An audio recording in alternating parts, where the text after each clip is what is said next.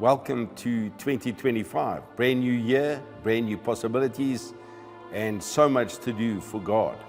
But today I want to share with you out of the Old Testament from the book of Daniel about three young men, Shadrach, Meshach, and Abednego. Shadrach, Meshach, and Abednego found themselves in the Babylonian kingdom under the rule of Nebuchadnezzar. And under his rule, they were doing very well. They were attaining great heights. They were being promoted. But during his rule, Nebuchadnezzar erected a large gold idol.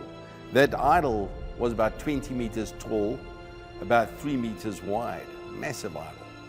And a command was given, a decree was written into law, that when anybody heard the sound of the trumpets, the bagpipes, all of the instruments sounding, that they would have to bow down and worship that idol.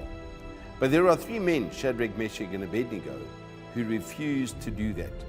When the whole country was giving in to the demands of the king, they chose to rather listen to Yahweh God. There are three things that I want to share with you today out of that story. And the story, if you want to read it in your Bibles, is found in Daniel chapter 3, from verse 8 all the way down to verse 18.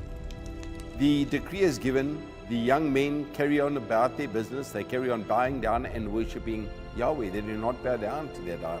So three things we learn.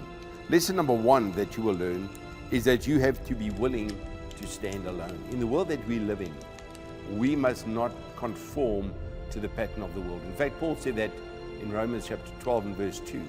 He said, do not conform to the world, but be transformed by the renewing of your mind. And the reason he said that is because we need to make sure that we do what God is calling us to do. And so they were willing to do that and to stand alone. The second lesson we learned from them is that they were willing to sacrifice everything. They knew the consequence. The consequence was this: if you refused to bow down to that idol, you would be thrown into the middle of a fiery furnace. And so we'd get back to the king. His advisors informing that Shadrach, Meshach, and Abednego are not following his command. And so he has the furnace heated up to 7 times hotter than usual, and they are cast into the furnace. And so they were willing to sacrifice it all. They even said this, before they get thrown in, the king says to them, if your God can save you, then he will. Here's their reply. They said, if our God does or does not save us, we will still not acquiesce and bow down to your idol. So they're thrown into the midst of the fiery furnace.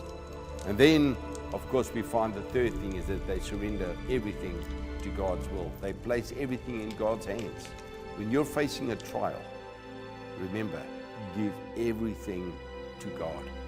Verse 18 says this, but let it be known to you, O king, that we are not going to serve your gods, and we will not worship the golden image that you have set up.